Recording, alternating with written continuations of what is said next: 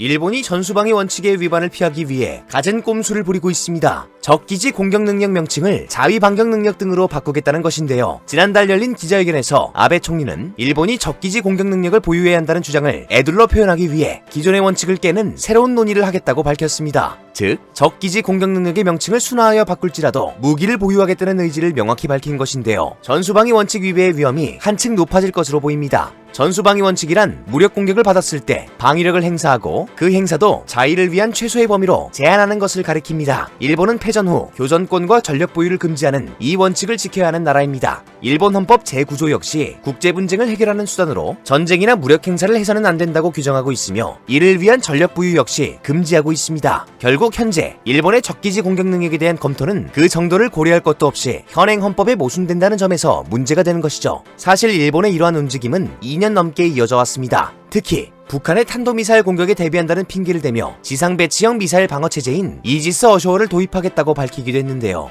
군비 경쟁을 가속화한다는 비판을 받아 결국 무산이 되었죠. 그러나 한 차례 비판을 받았음에도 불구하고 일본은 멈추지 않았습니다. 북한을 핑계 삼는 것이 어려워지자 이제는 전수방위를 원칙 위배를 피하는 꼼수를 택해 공격력을 갖추려는 의도가 아닐까 생각되네요. 뿐만 아니라 일본 정부는 그간 F-15 전투기에 탑재하는 사정거리 900km 순항미사일 등 원거리 타격수단의 도입을 추진해왔습니다. 적기지 타격 능력 보유가 공식적으로 결정될 경우 사거리보다 긴 강력한 타격 무기를 도입할 가능성을 배제할 수 없다는 점이 큰 문제점입니다. 사거리가 긴 미사일일수록 방어용이 아닌 다른 국가를 공격하기에 용이한 무기가 되기 때문에 선제 공격이 수단으로 이용될 수 있다는 점이 큰 문제점이죠. 이러한 문제점에도 불구하고 아베 정권은 적기지 공격 능력이 헌법상 허용된다는 해석을 들어가며 억지를 부리고 있습니다. 전수방위 원칙을 위배하는 위험성을 일부러 희석하고 오히려 육상 배치형 요격 미사일 시스템인 이지스 어쇼어의 대체 방안으로 적기지 공격 능력 보유를 들고 나온 것인데요. 적기지 반격 능력, 스탠드 오프 방위 등 여러 대체 명칭이 제시되고 있지만 공격 능력을 보유하겠다는 의지는 쉽게 꺾지 않을 것으로 보입니다. 일본의 자민당은 미사일 방안 검토팀을 따로 마련하고 이달 내로 이지스 어쇼어와 관련된 대책과 함께 적기지 공격 능력 보유 시비와 관련된 의견들을 정리할 방침이라고 밝혔습니다. 이미 자민당은 지난 2018년부터 방위계획대강 개정을 위한 의견을 내놓으며 적기지 반격 능력이라는 표현을 사용한 바 있는데요. 적으로부터 공격받은 후 재공격을 피하기 위해 기지를 공격한다는 내용이었습니다. 국제법이 금지하는 선제 공격의 사고방식과 구별하는 동시에 대응할 범위도 명확히 한다는 눈 가리고 아웅하는 식의 주장을 펼쳐온 것이죠. 일본은 공격 능력과 선제 공격의 개념을 분리해야 한다고 주장하고 있습니다. 일본 정부가 이전부터 적기지 공격은 전수방위 범위 내에서 가능하다는 주장을 계속하고 있는 이유도 여기에 있습니다. 1956년 하토야마 이치로 총리는 국회에서 공격이 일어난 경우 일본의 자멸까지 기다려야만 하는 전수방위 원칙을 부정하며 적기지 공격 보유가 헌법상 허용된다는 주장을 하기도 했습니다. 즉 적국이 일본에 날리려는 미사일에 연료를 주입하고 있는 상황에서는 일본 역시 적국을 공격할 수 있다는 것입니다. 그러나 이는 명백한 국제법 위반입니다. 공격 의도를 일본이 주관적으로 판단해서 먼저 미사일을 날릴 경우 이는 당연히 선제 공격이 되기 때문인데요. 일본의 아사히 신문 역시 기술이 발전해 공격도 다양화되어가는 시점에 어떤 상황을 두고 적이 무력 공격에 착수했다고 판단할 수 있는지 그 기준이 명확하지 않다고 지적했습니다. 일본이 미사일 등을 통해 공격력 증강에 나설 경우 국제적인 비판도 피하기 어려울 것으로 보입니다. 는데요. 그럼에도 일본이 공격 능력 보유에 집착하는 이면에는 보통 국가가 되기 위한 속셈이 있습니다. 보통 국가는 전쟁을 할 수 있는 국가를 뜻합니다. 이웃 국가라는 표현을 사용하며 북한의 위험성을 강조하는 것도 이 때문이죠.